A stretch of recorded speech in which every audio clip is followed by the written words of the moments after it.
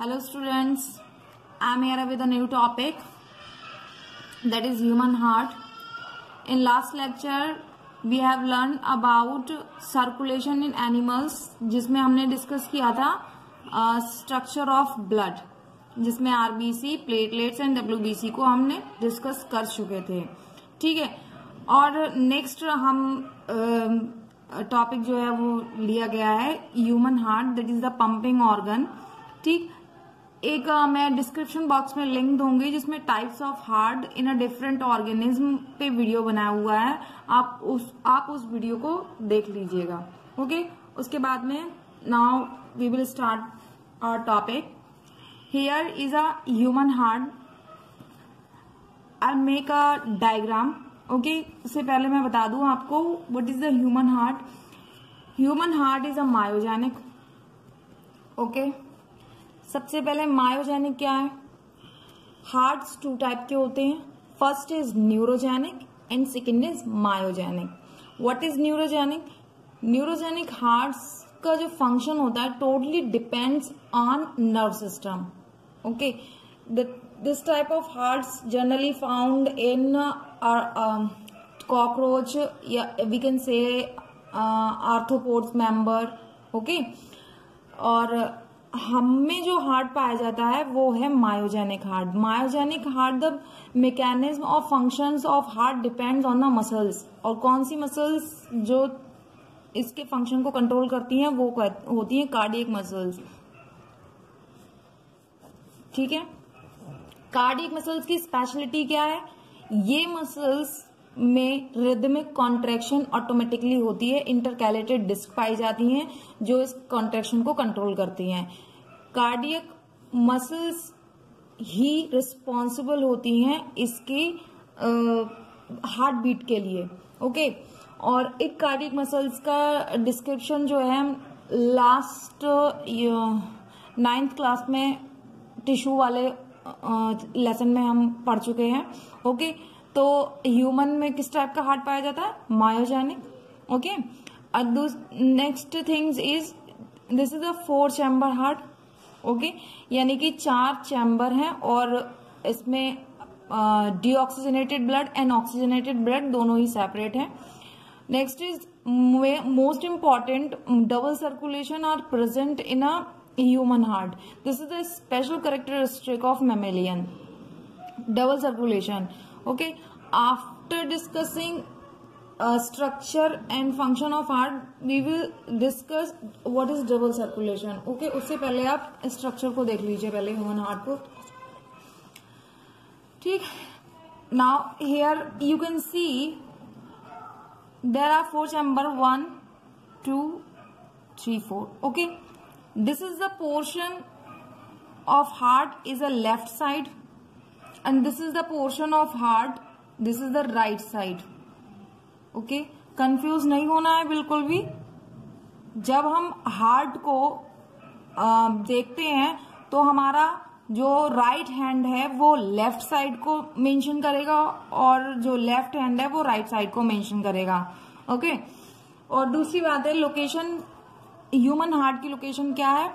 In the central cavity, sorry central position of a chest cavity. Okay, mammal yes humans में जो heart पाया जा रहा है वो चेस्ट कैविटी के सेंटर में प्रेजेंट रहता है, लेकिन हार्ट बीट हमें क्या लेफ्ट साइड सुनाई देती है ड्यू टू दिस नोच।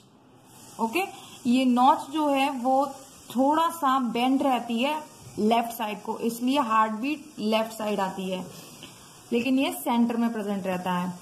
अब स्ट्रक्चर देख लेते हैं हम इसका। ठीक, यहाँ पर आप 2 चैम्बर देख रहे हैं, ऊपर वाला है ऑरिकल एंड नीचे वाला है वेंट्रिकल। चूंकि ये लेफ्ट साइड है that's why these are called left auricle and this is called left ventricle. Same as here right side, right auricle and right ventricle. Okay, यहाँ पर कई सारी आर्टरीज और वेन्स आपको दिख रही हैं।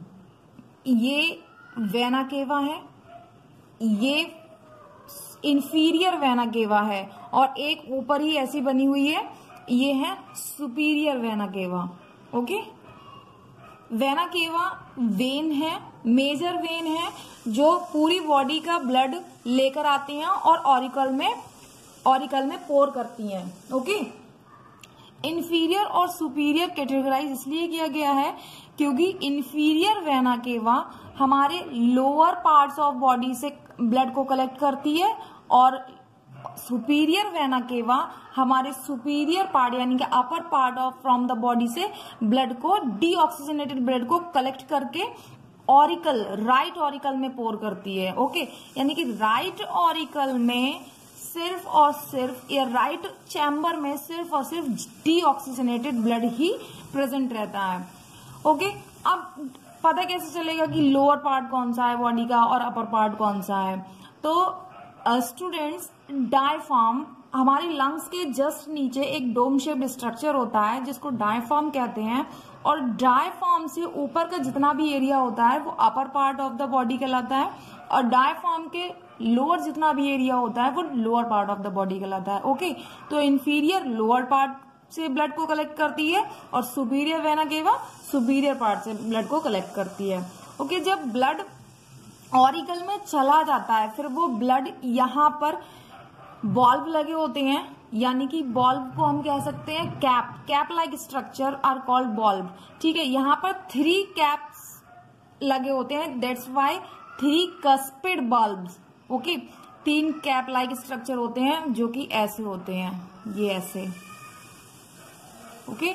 ये लगे होते हैं तो इसको बैक फ्लो जो यहां से जब ऑरिकल से ब्लड एक झटके से नीचे वेंट्रिकल में आता है तो जब वेंट्रिकल कॉन्ट्रैक्ट होंगे यानी कि कॉन्ट्रैक्ट होंगे तो ब्लड ऑरिकल में वापस ना जाए उसके फ्लो को रोकने के लिए ये कस्पिड बॉल्व जरूरी होते हैं। ठीक है।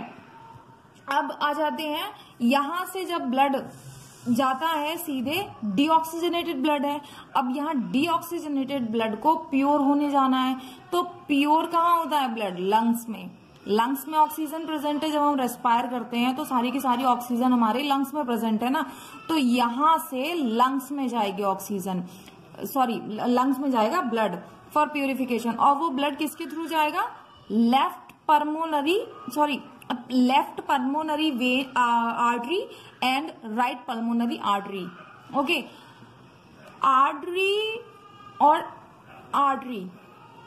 आर्टरी में हमेशा एक बात नोटिस करना, आर्टरी में हमेशा ऑक्सीजनेटेड ब्लड फ्लो होता है बट दीज 2 आर एक्सेप्शन कि left pulmonary artery and right pulmonary artery में डीऑक्सीजनेटेड ब्लड फ्लो होगा।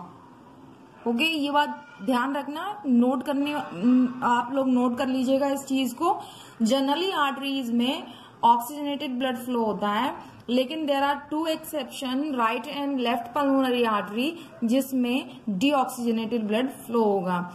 ये लेफ्ट पल्मोनरी आर्टरी ब्लड को लेकर जाएगी लेफ्ट लंग में for purification and right pulmonary artery blood को राइट लंग में लेकर जाएगी for purification. Okay.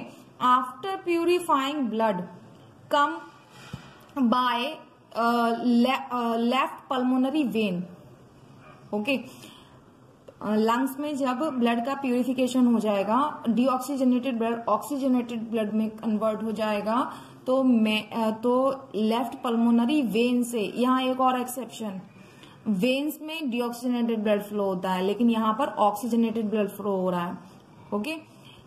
Left pulmonary veins के थ्रू लेफ्ट लंग्स का ब्लड आएगा ऑरिकल में, राइट पल्मोनरी वेन्स के थ्रू राइट लंग्स का ब्लड आएगा। सेम यहाँ पर ऐसा नहीं है कि मैंने ये ड्रॉ हुआ है तो इसका यहाँ जाएगा और ये ड्रॉ हुआ है इसका यहाँ जाएगा, ऐसा नहीं है कि राइट पल्मोनरी वेन्स का भी ब्लड इसी लेफ्ट ऑरिकल में ही आएगा। ओके। यानी कि ऑक्सीजनेटेड ब्लड जो है सिर्फ और सिर्फ लेफ्ट ऑरिकल में ही आएगा, यानी कि लेफ्ट पोर्शन में ऑक्सीजनेटेड ब्लड को होना है और राइट पोर्शन में डीऑक्सीजनेटेड ब्लड होगा। तो पूरा का पूरा ऑक्सीजनेटेड ब्लड जो है आकर यहाँ ऑरिकल में आ जाएगा, लेफ्ट ऑरिकल में। फिर लेफ्ट ऑरिकल में फर्दर बाइकस्पिड वॉल्व होंगे जिसको मिट्रस वॉल्व कहते हैं। सेम फंक्शन वही है जो यहाँ था, बैक फ्लो को रोकने के लिए। फिर यहाँ से ऑरिकल से ब्लड वेंट्रिकल में पास आउट होगा और वेंट्रिकल से ब्लड, ये एक मेजर आर्टरी बनी हुई है जिसको कह रहे हैं आयोटा, ठीक है। ये आयोटा के थ्रू पूरी बॉडी में सप्लाई होगा। ओके, आई होप ये आपको मैकेनिज्म समझ में आई होगी। If you have any doubt तो कमेंट मी और ask me query regarding this topic.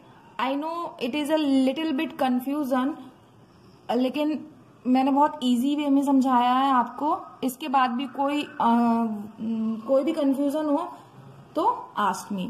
Okay, in a next video we will discuss about double circulation and it is a most important topic. Okay.